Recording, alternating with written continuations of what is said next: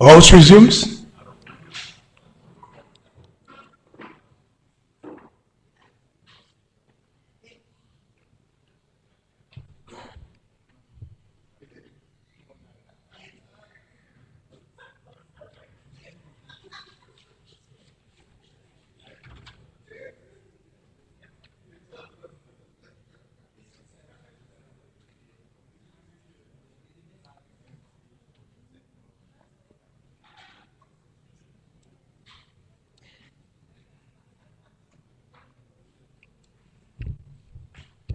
Yes, Honorable Minister McIntyre.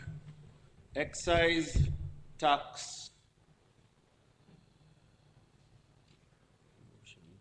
Whereas Section 11 of the Excise Tax Act, Chapter 6906 of the 2017 revised laws of the Commonwealth of Dominica provides that the goods specified in the second schedule to the Act are exempt from excise tax. And whereas Section 4(5) of the Act authorizes the Minister to amend the second schedule of the Act by order published in the Gazette.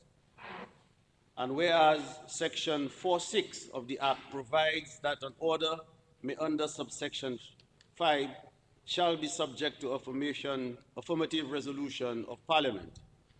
And whereas on the 6th day of December 2023, the Minister made the excise tax order 2023, and whereas it is desirable that excise tax amendment order 2023 be affirmed, be it therefore resolved as follows.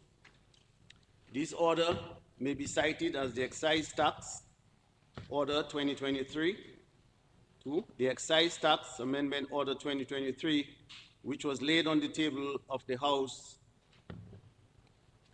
on the 14th day of December 2023 is affirmed.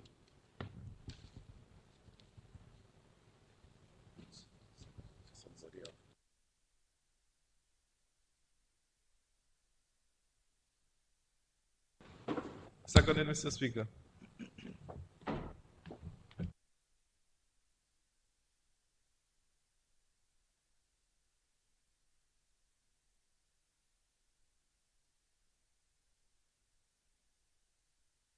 Mr. Speaker, the Excise Tax Order 2023, which is before the House for approval, is mainly intended to amend the excise tax charge on tobacco and the various types of alcohol.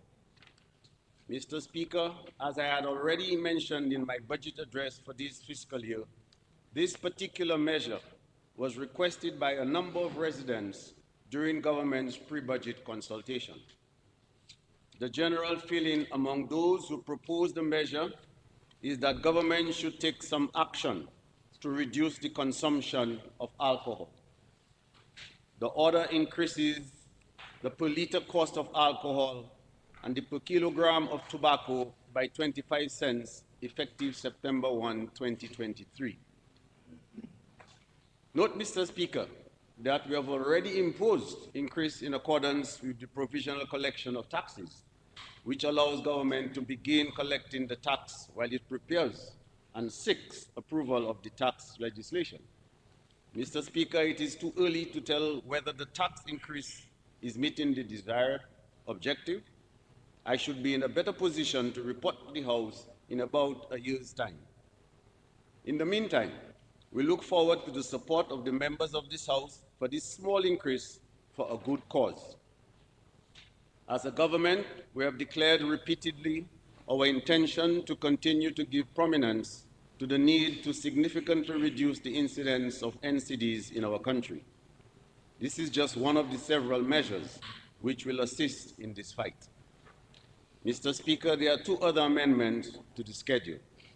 One, the first is to allow the President to receive the same benefits as for members of Parliament in relation to the import of motor vehicles. And two, the order is to temporarily increase the age of motor vehicles imported by taxi drivers from 5 years to 6 years. This amendment pertains to taxi drivers who are currently eligible for excise tax exemption on vehicles less than 5 years. This temporary increase in the age of the vehicles from 5 years to 6 years will expire on March 31st, 2024. Mr. Speaker, I commend the order to the House.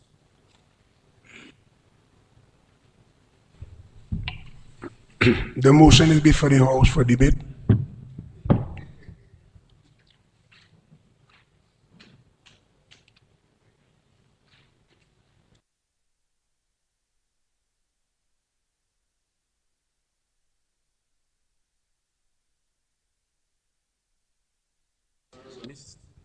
Mr. Speaker, since everyone is in agreement with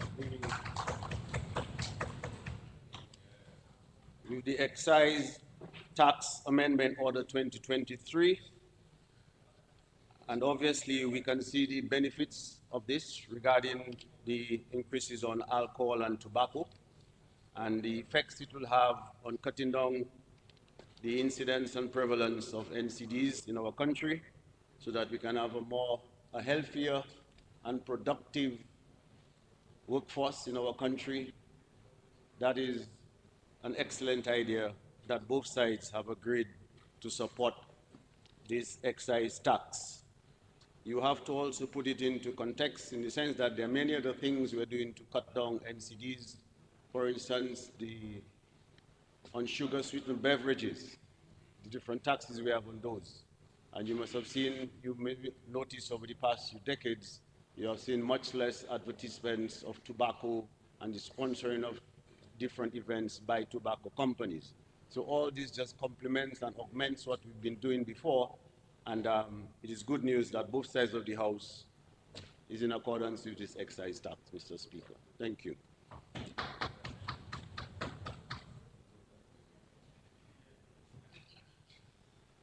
So this concludes the debate. On the motion, well, there is no debate. So I will now put the question. Be it therefore resolved as follows. 1.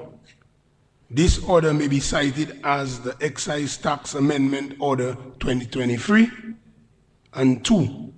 The excise tax, be it therefore resolved as follows. 1. This order may be cited as the Excise Tax Amendment Order 2023. And 2. The Excise Tax Amendment Order 23, which was laid on the table in the House on the 14th day of December 2023, is affirmed. Those in favor? Those against? The ayes have it. The motion has been affirmed.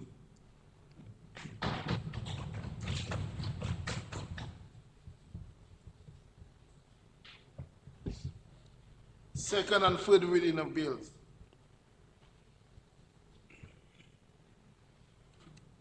I move the second reading of the bill shortly entitled Stamp Amendment Act 2023. Second. Seconded, Mr. Speaker.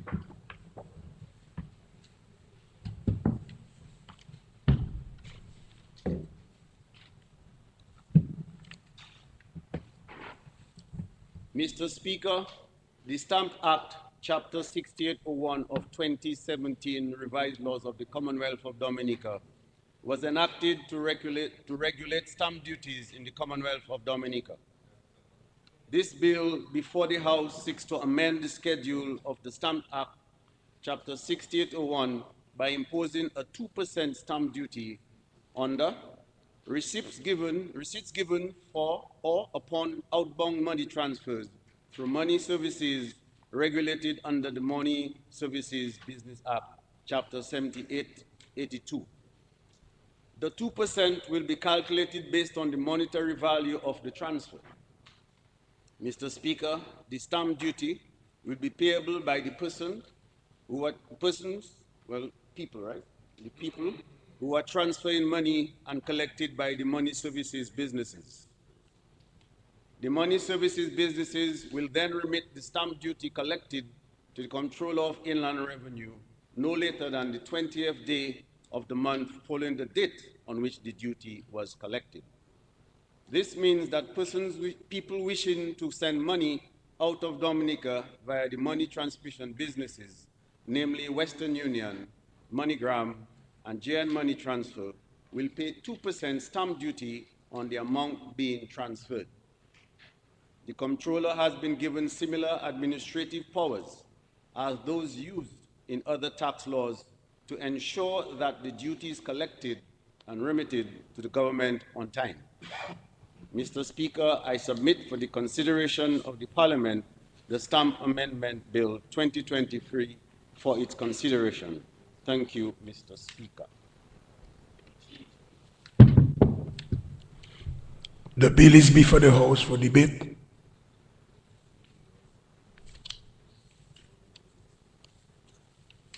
Mr. Speaker, I stand to wind up debate on the stamp,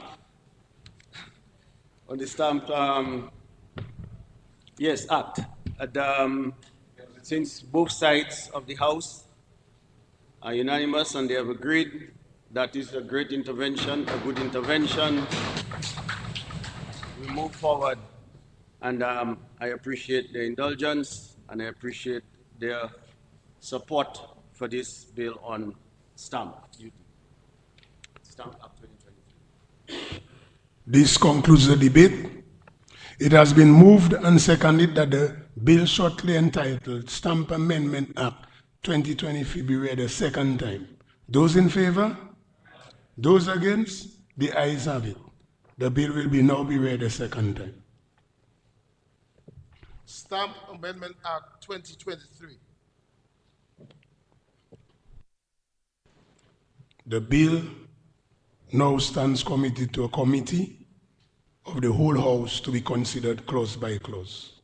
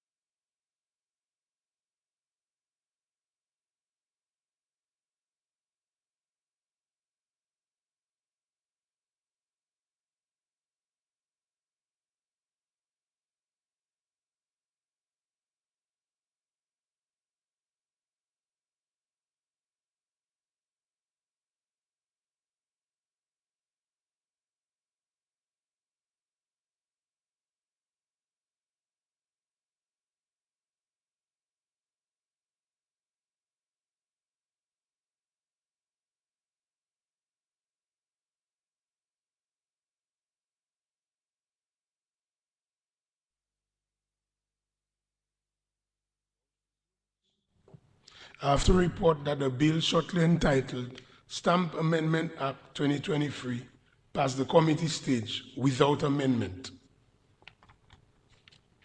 The question is that the report of the committee on the bill be adopted. Those in favor? Those against? The ayes have it. Mr. Speaker, I move that the bill shortly entitled Stamp Amendment Act 2023 be read a third time and passed. I beg to second, Mr. Speaker. It has been moved and seconded that the bill shortly entitled Stamp Amendment Act 2023 be read a third time and pass. Those in favor? Those against? The ayes have it. Stamp Amendment Act 2023. The bill has been read a third time and passed accordingly.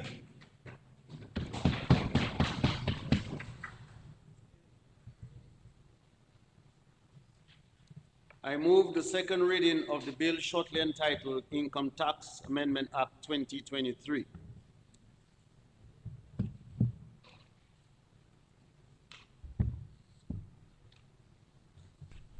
I beg to second, Mr. Speaker.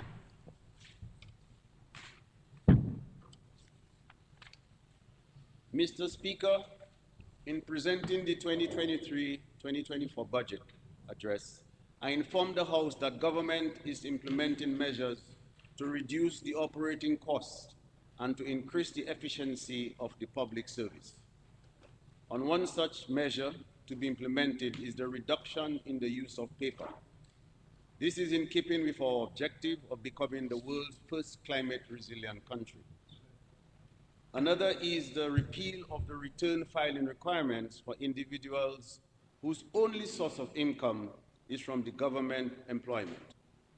It is in this regard we are proposing to amend the Income Tax Act, Chapter 6701 of the 2017 revised laws of Dominica. We have decided that in order to give employers within the private sector sufficient time to prepare, this new policy will only apply in this first phase to employees within the public sector. As such, the measure will apply only to government employees with effect from income year 2024. Mr. Speaker, over the last 20 years, instead of increasing taxes as had been done by previous governments, this government has consistently implemented tax measures to assist in alleviating the tax burden on our citizens. We want to assure those taxpayers that administrative measures will be put in place by the Inland Revenue Division to facilitate the processing of tax adjustments for those individuals who may not qualify to file but require their taxes adjusted for purposes of mortgage interest, interest on student loans, sickness benefits, health insurance, and mortgage insurance. Mr. Speaker, over the past 20 years, we have reviewed existing legislations to determine whether improvements can be made and have implemented various tax measures, all of which have resulted in improved administration and increased compliance, as well as millions of dollars remaining in the pockets of Dominicans.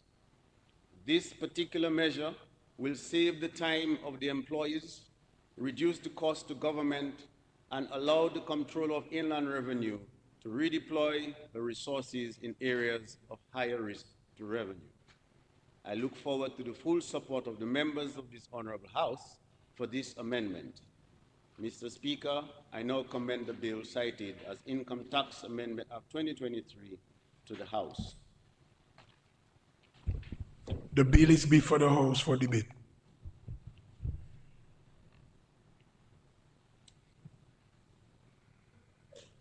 Okay, Mr. Speaker, let me thank members on both sides of the House that for this Income Tax Act 2023, which they've all agreed, which is why they're not objecting to this, and this is highly appreciated. And that's also from the point of view, Mr. Speaker, that this bill, let alone the efficiency that we're going to derive from this bill in terms of the filing, but it's also cutting down on the amount of paper that we'll be using. And as you know, we want to be the world's first climate resilient country by 2030. So protecting our trees and our forests is of prime importance. And the Minister of Environment is very pleased with this bill. And I think the entire country would recognize this is in sync with our bigger vision for a climate resilient country and how we manage our forest reserve. So it's beyond just the efficiency that we'll derive from this, but it's also keeping our environment in mind. So, and as I said earlier, we are government and a country can do many things at one time. This is a perfect example of how we can kill two birds with one stone and how we progress from here. So I'm very pleased that both sides of the House are in agreement with this Income Tax Act, Chapter 6701, and this is good. This is good for our country, Mr. Speaker. Thank you. It has been moved and seconded that the bill shortly entitled Income Tax Amendment Act 2023 be read a second time. Those in favor? Those against? The ayes have it. The bill will now be read a second time. Income Tax Amendment Act 2023. The bill will now stand committed to a committee of the whole House to be considered clause by clause.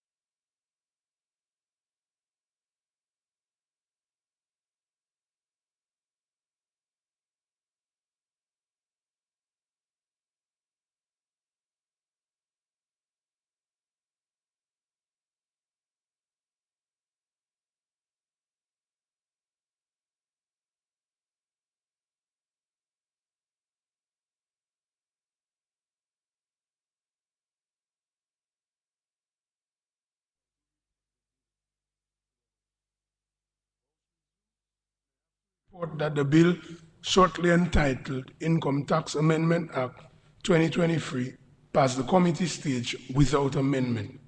Those in favor? No, sorry. The question is that the report of the committee on the bill be adopted. Those in favor? Those against? The ayes have it.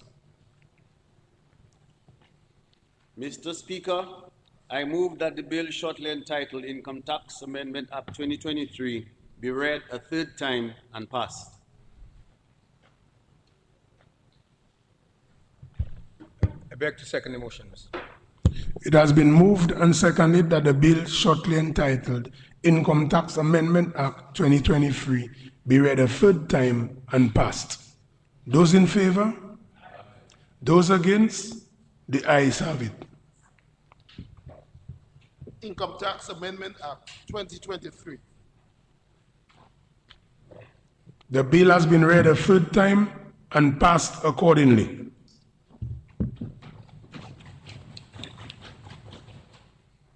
Mr. Speaker, I move the second reading of the bill shortly entitled Cooperatives Amendment Act 2023. I beg to second, Mr. Speaker.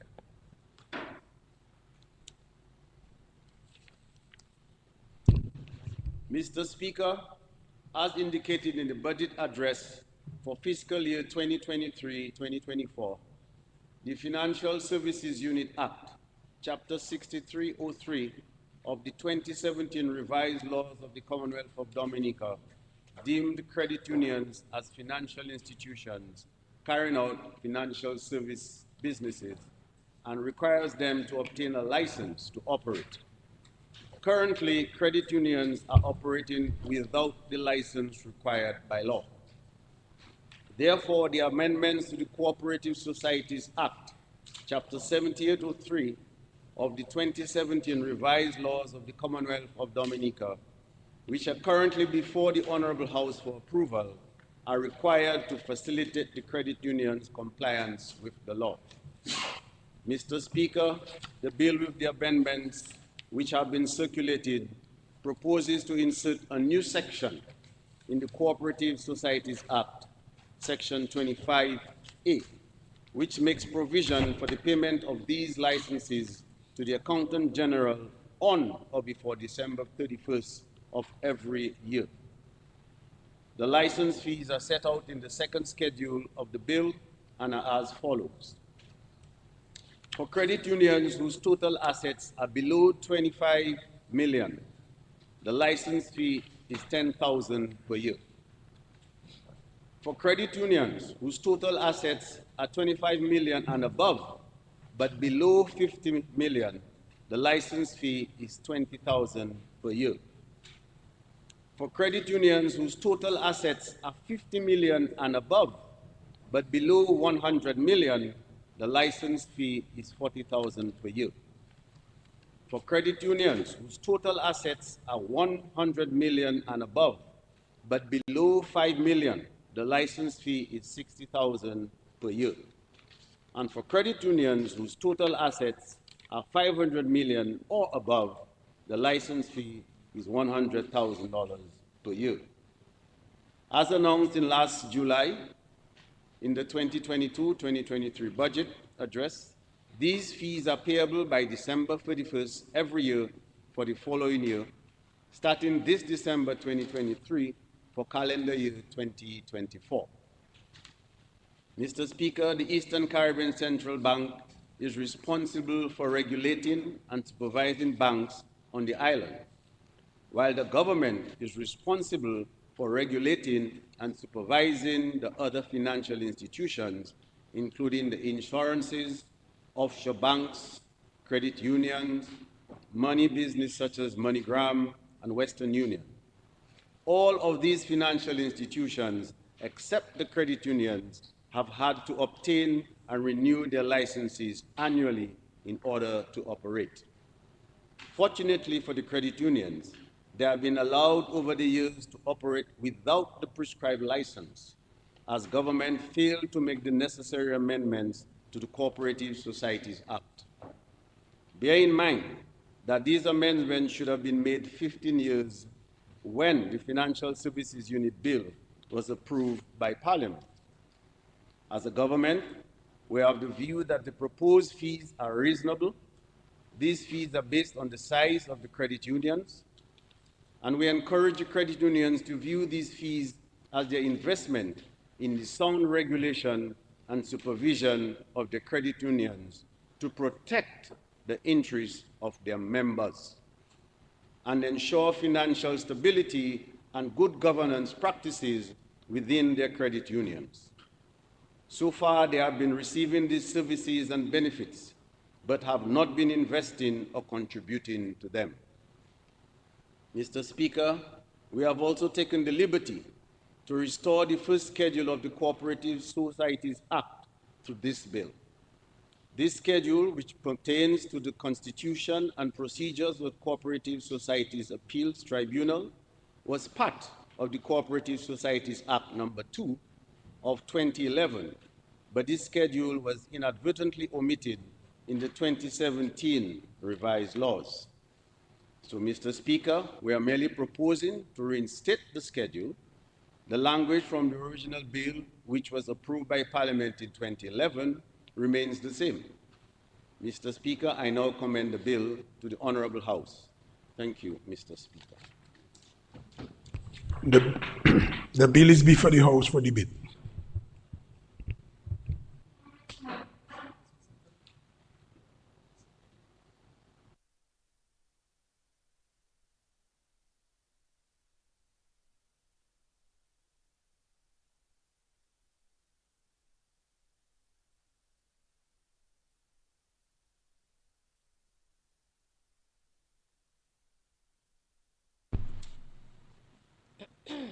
Good evening, everyone.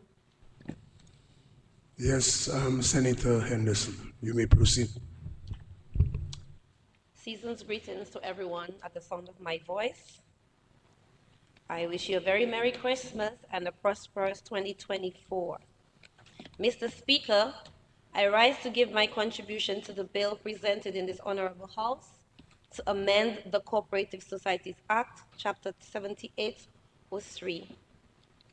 Mr. Speaker, I refer to the Section 25A of the bill before us today, cited as the Cooperative Societies Amendment Act 2023, which speaks directly.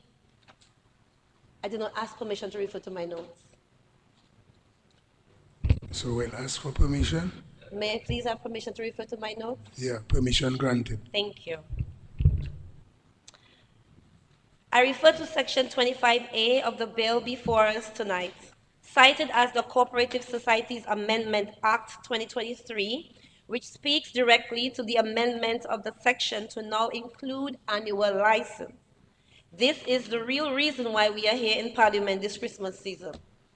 The Act is amended by inserting the following Section 25A(1), which reads, "A person registered under this Act to carry on the business of a cooperative society shall pay to the Accountant General the relevant license fee specified in the second schedule for the transaction of the cooperative society's business." The table in the second schedule displays the category of assets from below $25 million to $500 million and above, and the annual license fee which range from $10,000 to $100,000 per annum. Mr. Speaker, below $25 million really mean a cooperative society who holds asset valued from $0.1 to $25 million will pay an annual license fee of $10,000. I think this is unbelievable. Our cooperative society can be defined as a voluntary association of individuals or legal persons united by common bond who have come together to pursue their socio-economic goals for their own benefits. I listened to the Minister for Finance on DBS Morning News earlier, and I listened to him earlier there while he presented the bill, who expressed that only the financial cooperatives will be affected by the annual license fee.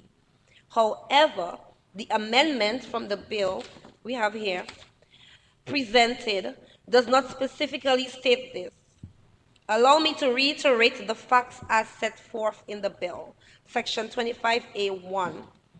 A person registered under this act to carry on the business of cooperative society shall pay to the Accountant General the relevant license fee specified in the second schedule for the transaction of the cooperative society business. So, if the financial cooperatives, that is the credit unions, are the only cooperatives expected to pay the annual licensing, why isn't this specified in the bill presented here today? Because there's no way that non-financial cooperatives, such as the Kalinago Multipurpose Cooperative, the Dominica Essential Oils and Spices Cooperative, the National Association of Fisherfolks Cooperative, and the other active cooperatives will be able to afford this annual license fee. Mr. Speaker, we currently have 16 active non-financial cooperatives on the island. The others are a bit inactive due to financial constraints. It is my fervent hope that the statement made by the Minister for Finance on the news this morning is in fact the truthful one, and that these non-financial cooperatives who are already struggling to operate in this present economy would not have to pay an annual licensing fee. And I saw a document when I came that speaks to an amendment of this to say credit unions. So this is amazing. We can't afford to have any more non-financial cooperatives becoming inactive at this time. Mr. Speaker, an increase in the assets under management, that's the AUM, the Minister of Finance will know what that means, is a positive sign of growth in any business. Notwithstanding, asset growth is not necessarily a measurement of profitability.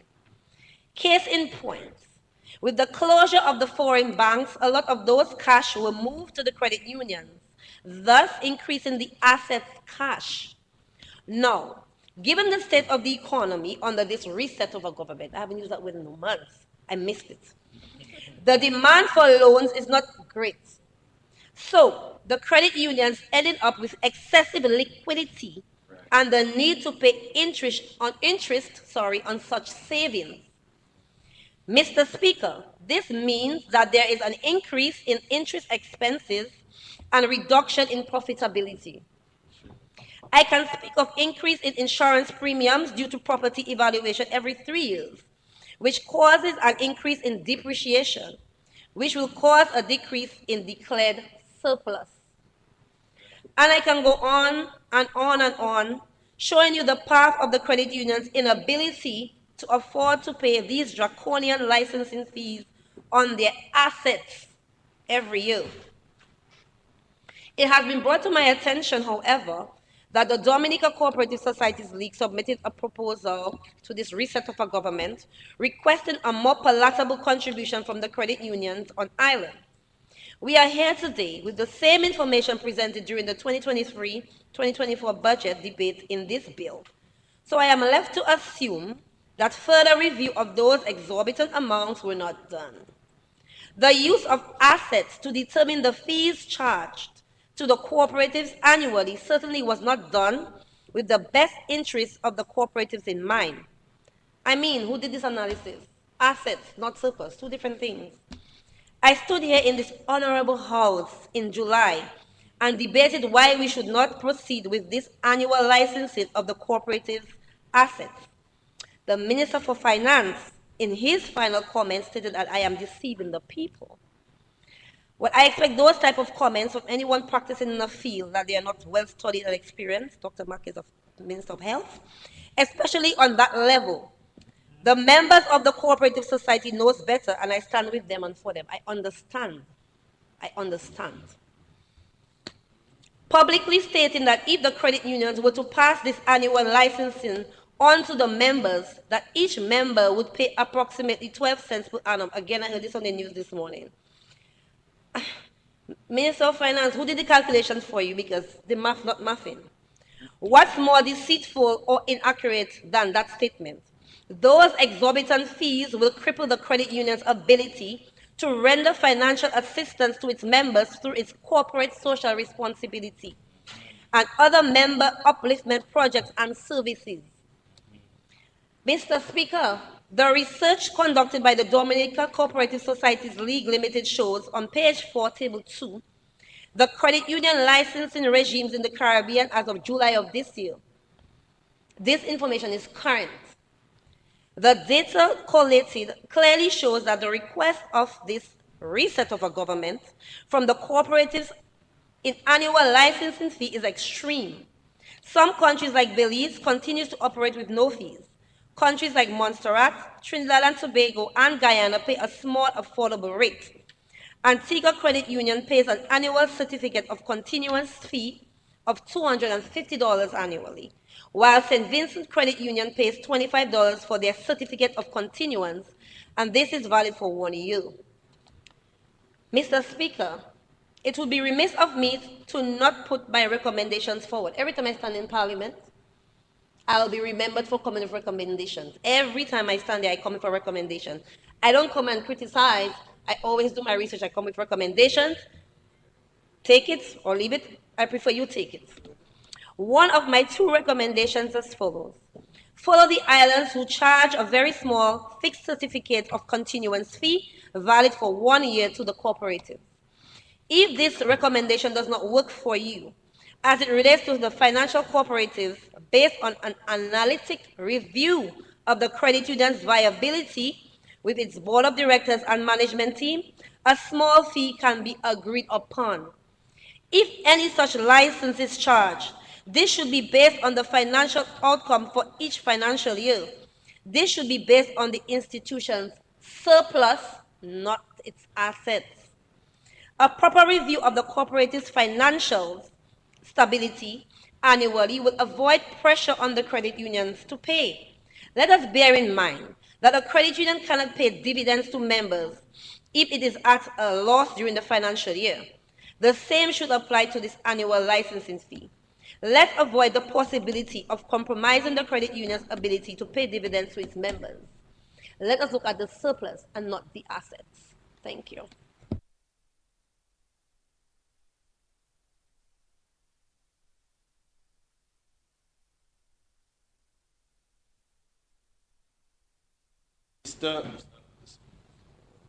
Mr. Speaker, I stand to wind up the debate on the Cooperative Societies Amendment Bill 2023. And I thank Senator Henderson Reid for supporting the bill. Actually, everything she said supports the bill. Mr. Speaker, it is not a tax on credit unions. That is why it is not on surplus. That's basic. It's not a tax on credit unions. That is why it's not on surplus. That's basic, that's simple. So thanks for supporting the bill on this regard. It is a license. That is why you pay on size, because it's a license. You have to understand this. That's basic stuff, Mr. Speaker. I'm actually surprised. Let's move along.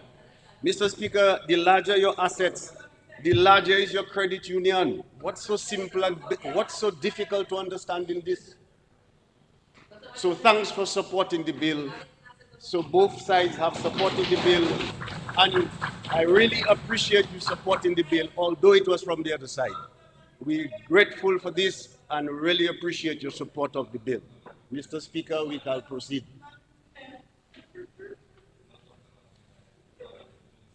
Yeah.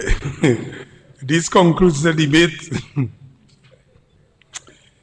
It has been moved and seconded that the bill shortly entitled Cooperative Amendment Act 2023 be read a second time. Those in favor? Those against? The ayes have it. The bill will not be read a second time. Cooperatives Amendment Act 2023.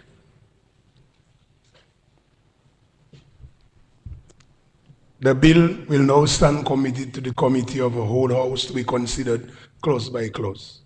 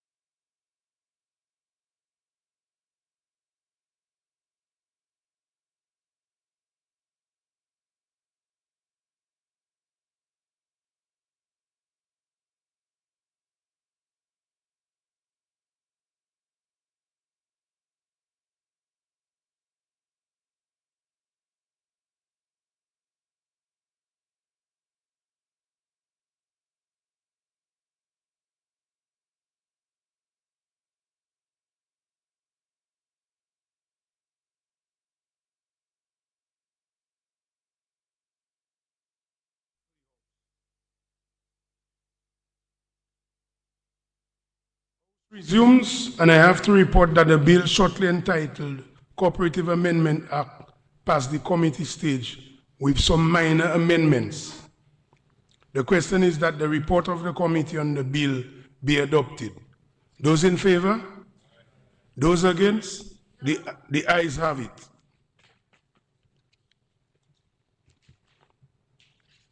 Mr. Speaker,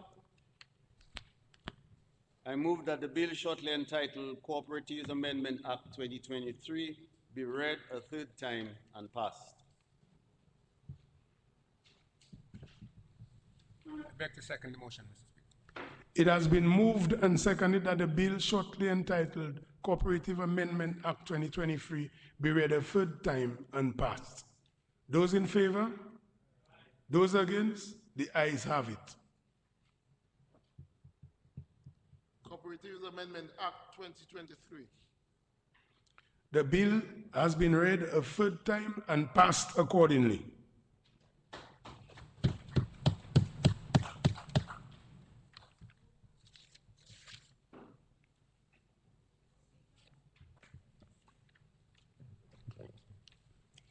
Mr. Speaker, I move the second reading of the bill shortly entitled Children, Care and Adoption Amendment Act 2023.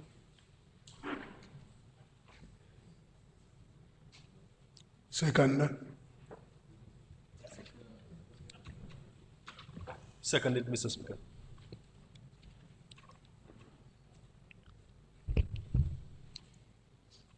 Mr. Speaker, this Honorable House on April 25th, 2023 enacted 5 harmonized family model legislation intended for the protection of vulnerable family members, particularly children, the elderly, and those with disabilities.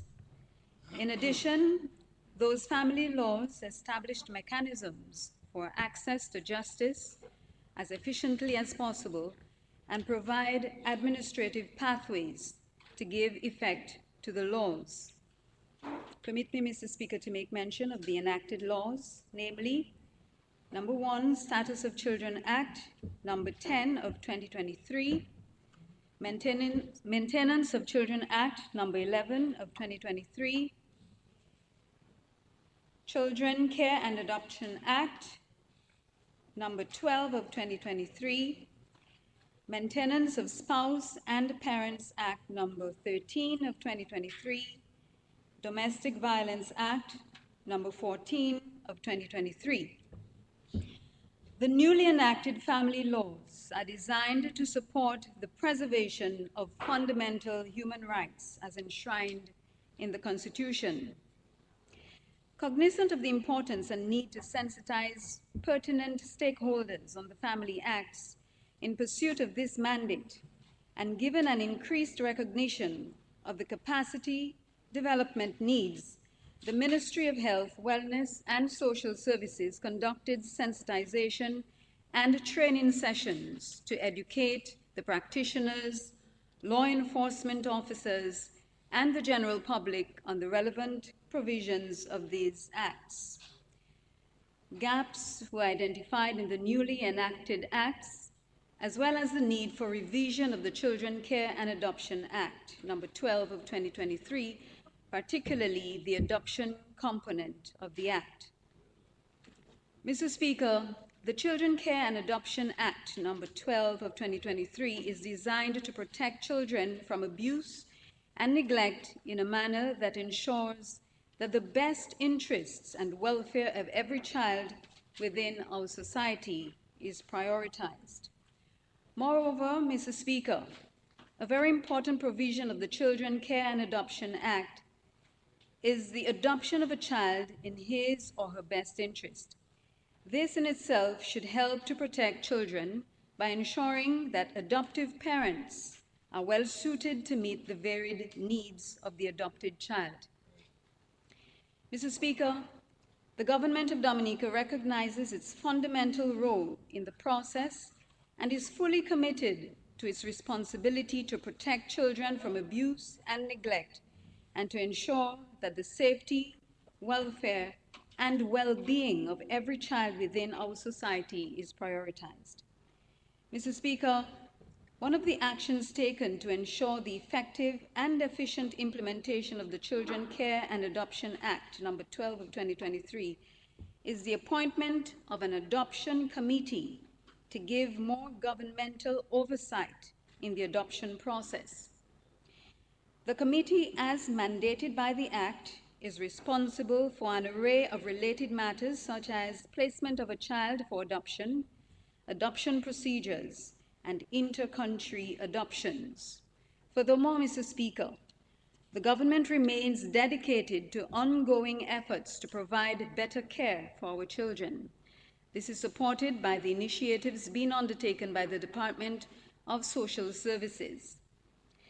Despite the Children Care and Adoption Act number 12 of 2023 having been enacted and other ongoing initiatives, there remains a challenge with its implementation, which requires the intervention of this Honorable House. Conversely, in Section 2 of the Children Care and Adoption Act number 12 of 2023, court is defined as magistrate's court. The effect of this is a transfer of the adoption jurisdiction from the High Court, where it has traditionally been, to the magistrate's court. This transfer of adoption jurisdiction from the High Court to the magistrate's court raises constitutional as well as practical concerns regarding adoption matters. Mr. Speaker, this is supported by legal advice, and according to the case law, the transfer of a jurisdiction traditionally held by the High Court to a lower judiciary, magistrates, is unconstitutional and accordingly void. Additionally, Section 148, which is a transitional provision, is intended to deal with the applications which begun under the repealed Adoption of Infants Act, Chapter 3703.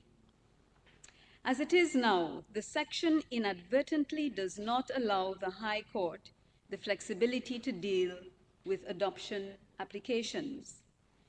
Furthermore, Mr. Speaker, the current state of affairs has resulted in a few adoption petitions being adjourned because of the transfer of jurisdiction from the High Court to the Magistrates' Court.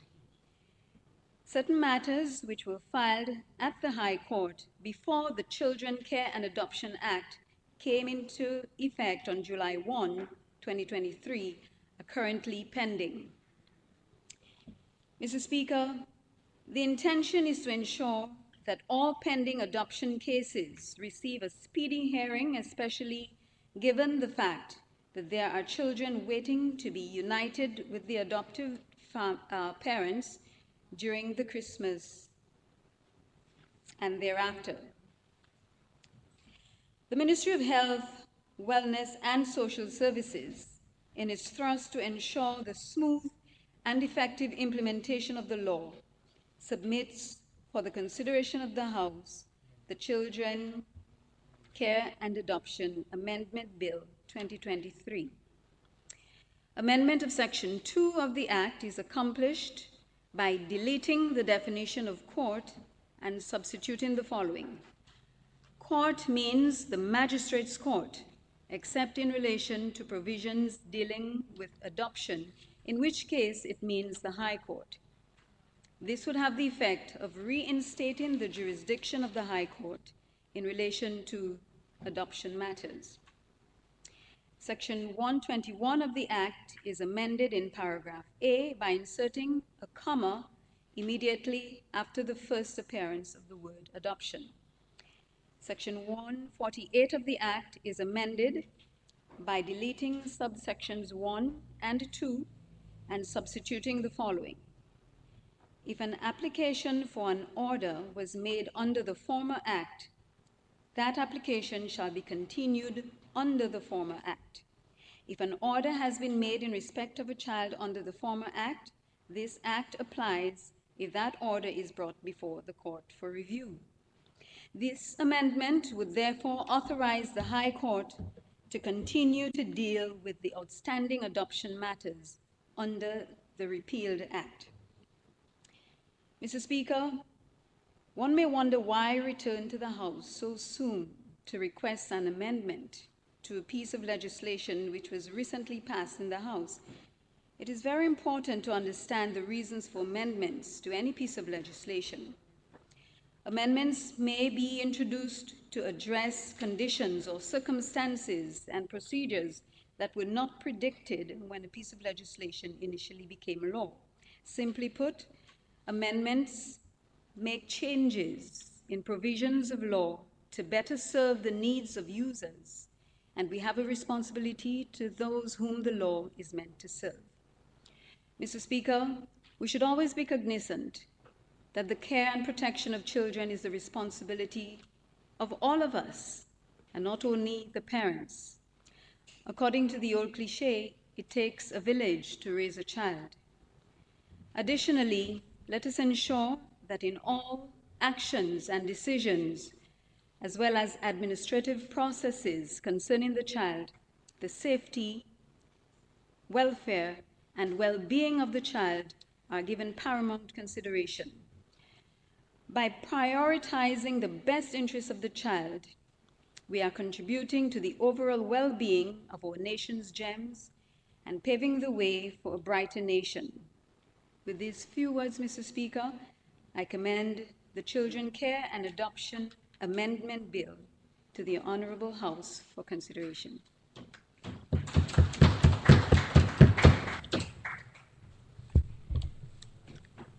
The bill is before the House for debate.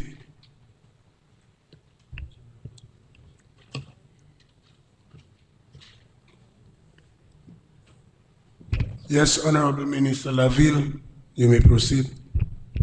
Mr. Speaker, I rise to register my admiration for the Minister in bringing forward this proposal for this amendment.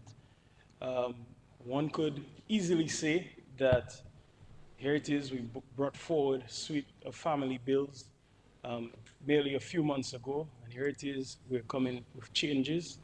But like she has said, and again, I wish to register, this is for the children of Dominica. Care and adoption, that's serious business. You know, the children are among the most vulnerable in any nation. And Mr. Speaker, in our process of reviewing and in our process of stakeholder sensitization, of course, we saw things where there were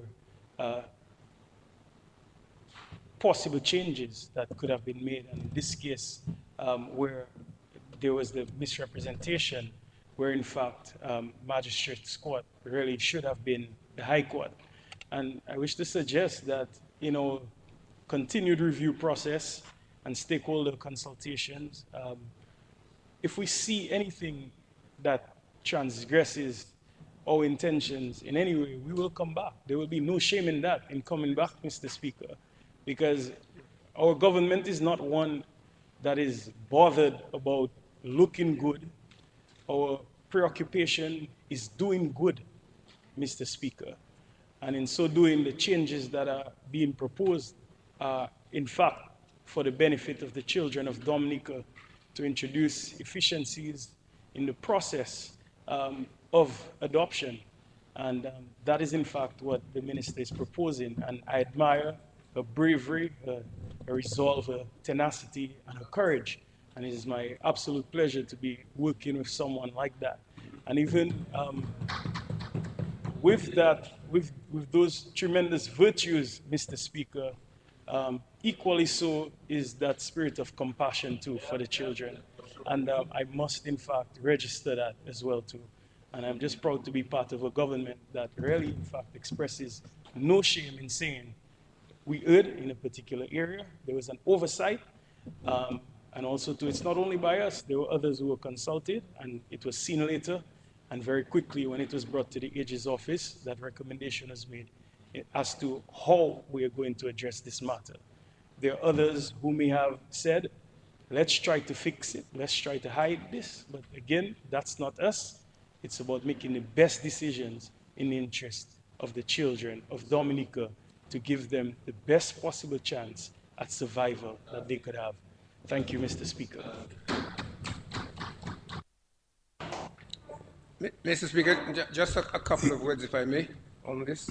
The reality is that, and I think I needed to say it because legislation is not a precise science. So human beings draft legislation. And sometimes they see lots of things and they try to encapsulate as much as they can.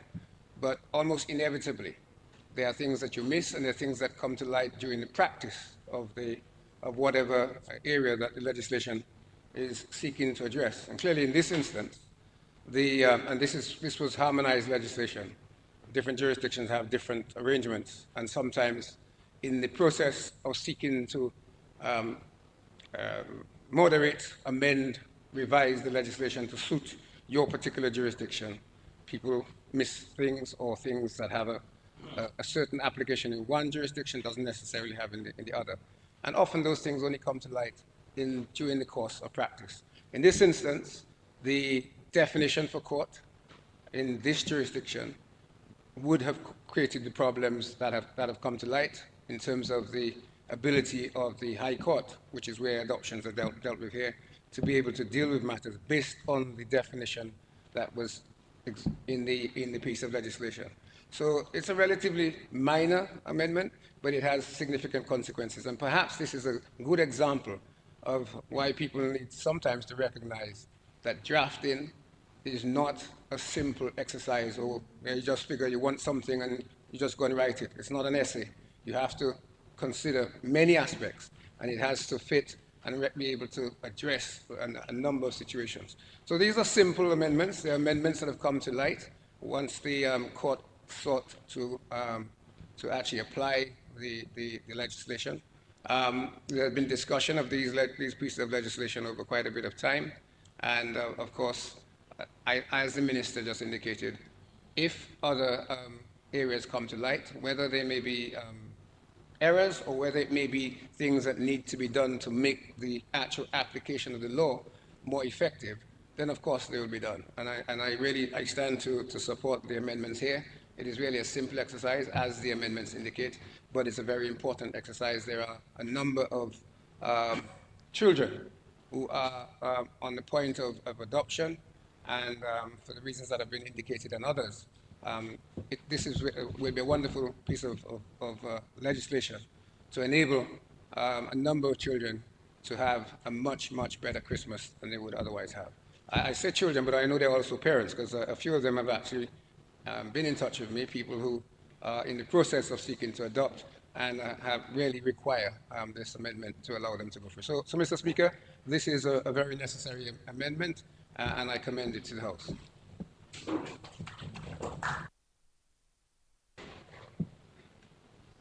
Yes, Honorable Dr. Vince Henderson, please proceed. Thank you very much, Mr. Speaker. Mr. Speaker, I stand to commend Minister of State in the Ministry of Social Services, the Member of Parliament for the Lapland constituency, Honorable Dr. Cassandra Williams. I want to thank her for taking the bold step to ensure that we can quickly respond to seeking to perfect the legislation to facilitate the care and adoption of our children. We came to this Parliament several weeks ago for the passage of the Child Care and Adoption Act, and they recognized that there were some challenges. I'm very happy that we were able to move so quickly, because prior to that, it took us a long time to get there. And now I'm very, very encouraged by the pace at which we're able to seek to correct some of the deficiencies in that legislation to give effect to the intention of Parliament. And I'm very happy that we're able to do that. I'm also encouraged by the fact that a special unit within, or department rather, the Department of Social Services has been created to facilitate the care and adoption of our children. This is a very progressive move, and I hope that the ministry will continue to work in that same spirit and to ensure that we can be responsive, caring, and of course, that we can work closely with the people who give care to our children.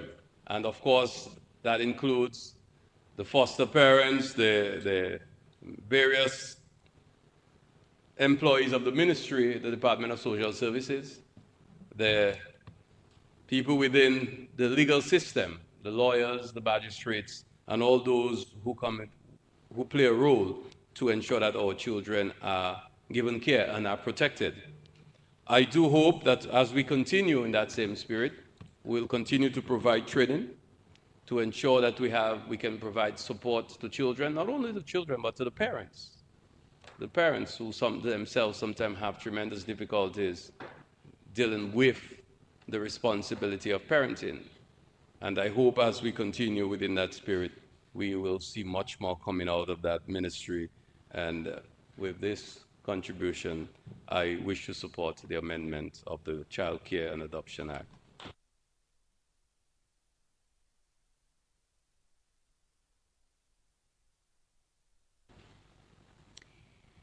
Mr. Speaker, I wish to express sincere gratitude and commendation to members of the House who have provided their full support to the bill. At this time, I also wish to express profound gratitude to the Attorney General and the Bar Association for their guidance throughout this process. Mr. Speaker, I wish to reiterate that the amendments being sought from this Honorable House will undoubtedly allow for the adoption matters currently pending at the High Court to be expeditiously dealt with. Noticeably, Mr. Speaker, the current Act has a mandatory provision for certain individuals by virtue of their profession to report child care and protection matters. The Act also makes provisions for the protection of individuals who so report child welfare concerns, encouraging persons to help protect our vulnerable children. And it also provides for support for child care services so that children in need of care have access to necessary resources and support. I wish, Mr. Speaker, to commend this bill for passage into law.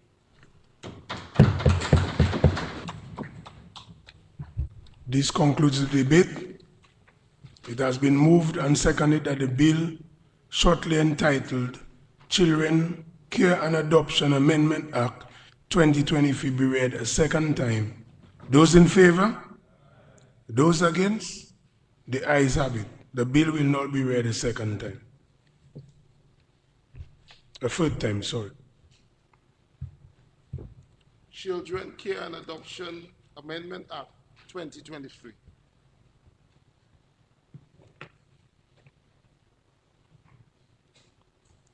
The bill will now stand committed to a committee of the whole House to be considered clause by clause.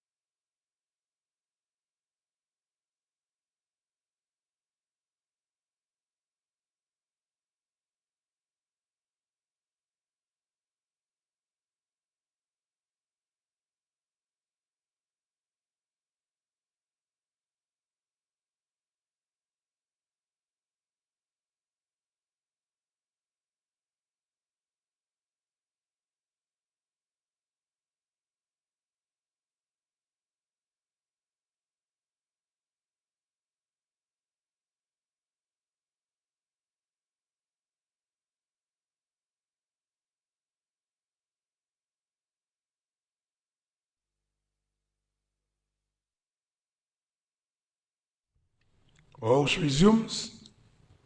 I have to report that the bill shortly entitled Children Care and Adoption Amendment Act 2023 passed the committee stage without amendment. The question is that the report of the committee on the bill be adopted. Those in favor? Those against? The ayes have it. Mr. Speaker, I move that the bill shortly entitled Children Care and Adoption Amendment Act 2023 be read a third time and passed.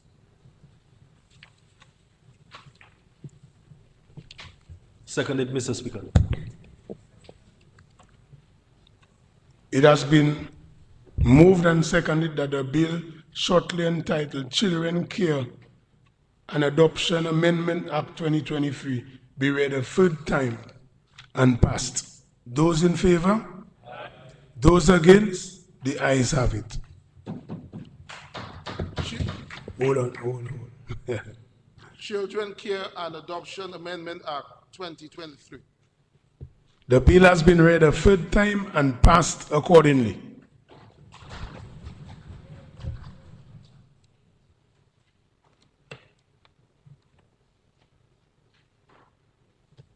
Mr. Speaker, while I'm on my feet, I would like to wish all Dominicans and members of this honorable House a season of love, joy, and peace. Mr. Speaker, during this Christmas season, for those of us who have too much cake, too much wine, too much punch, let us share with somebody in need. Let us buy a toy for a needy child, Mr. Speaker, and share the true meaning of Christmas, Mr. Speaker, which is love. Mr. Speaker, I would like to take this opportunity to wish all my constituents in Wesley, Palmtree, and Woodford Hill a Merry Christmas, Mr. Speaker, and they know that they can rely on their pal rep and they will continue to get the representation that they truly deserve. Mr. Speaker, I hope that the constituency of Margot this Christmas would be bright, Mr. Speaker, with the level of representation that they have on the other side, Mr. Speaker. I would like to make one recommendation to Senator Paris, Senator Henderson, and Senator Henderson Reid, and Honorable Charles, Mr. Speaker. There is this credit union, they have a savings where it's a Christmas club, where every month they could put a little something and give to a needy person, Mr. Speaker. Because I heard Senator Paris earlier talking about we, and he represents the people and the people. But Mr. Speaker, if you want to represent people, there must be a level of empathy shown to the people. Mr. Speaker, I get this sense, and just to give Senator Charles a heads up, I get the sense that he actually wants more than to represent the people in words, Mr. Speaker. But in order to get that vote that Senator Paris is looking for, you need to show a level of empathy, Mr. Speaker, to the people, and not just. You are winding up. Are you winding up? And not just in words, Mr. Speaker. Are you winding up? Mr. Speaker, I would like to assure. No, I would like the honorable minister to wind up actually. Mr. Speaker. So let's move to the adjournment. Mr. Speaker. Let's move to the adjournment. Mr. Speaker, I would like to assure that the Dominican public, that while this Labour Party government continues to take this country to new levels, we assure them that your Labour Party government is working, Mr. Speaker. It continues to be safer with Labour, and we continue to be the only and best choice to lead this country forward, Mr. Speaker. Mr. Speaker, I move that the House be adjourned. Stein, aye.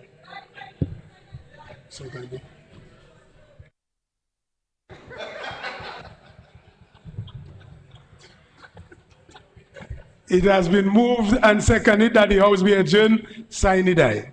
Those in favor? Those against? The ayes have it. You see, everybody agree. So, House is adjourned. Sign it aye.